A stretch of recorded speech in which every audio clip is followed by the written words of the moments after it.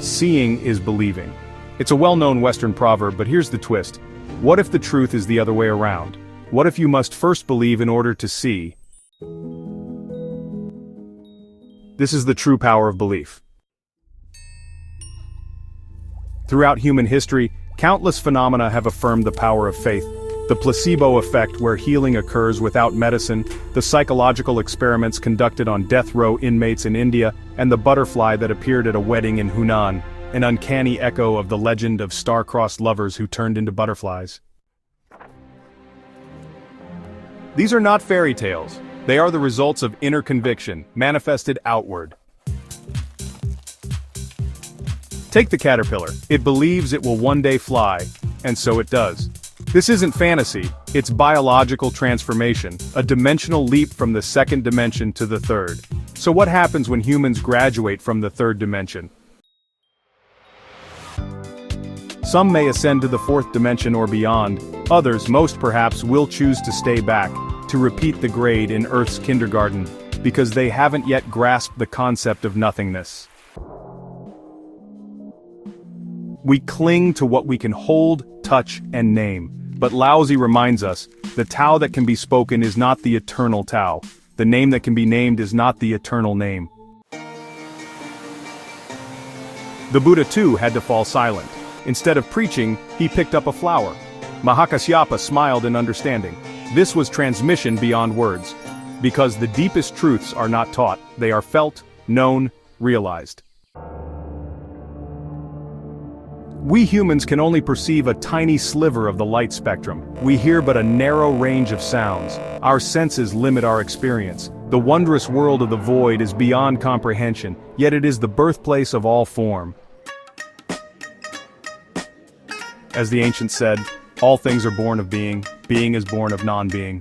From emptiness arises wondrous existence. So belief then is the bridge from the visible to the invisible, from the known to the infinite. Did you believe? Yesterday at a dance party I was speaking with an old man. Those who believed could see me in conversation, those who didn't saw me talking to myself. That is the dividing line of faith. Jesus said, if you have faith the size of a mustard seed, you can move mountains, but we barely have grains of sand. That's why we came to Earth, to learn. We begin by learning having, the physical, and gradually we move toward being, the metaphysical. First comes addition, learning, then subtraction, unlearning, until we reduce the one back to zero. That's graduation. And if you're still obsessed with possessions, clinging to what you can't take with you, no worries, there's always more rounds of reincarnation. The cauldron of forgetfulness, aka Mengpo soup, is always simmering. Tomorrow's free lunch, you're invited. Yes, because tomorrow's meal is not a trap, not a trick, not a hongmen banquet. It's a family reunion. On the menu, Mengpo's ancient soup for selective memory erasure, Andy Lau's legendary water of letting go, and a side dish of 5 loaves and 2 fish.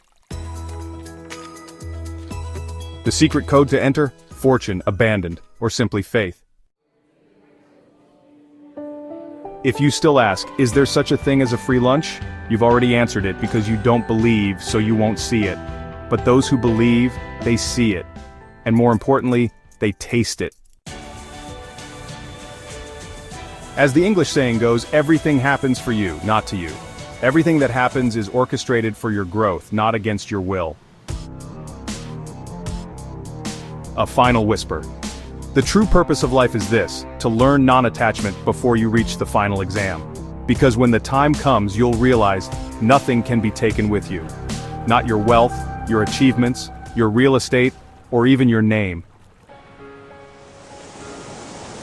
If you don't understand the concept of letting go in life, you'll need to come back and try again. So, tomorrow's invitation? It's not just a meal, it's a portal, an opportunity to taste belief. To learn how to let go, to forgive, to forget, and to fly. Because the secret of life is simple. Remember gratitude, forget resentment, let go to truly live. And if you're wondering whether all of this is real, well, as long as you believe, you'll see. If you don't, you'll walk past the banquet like it was never there.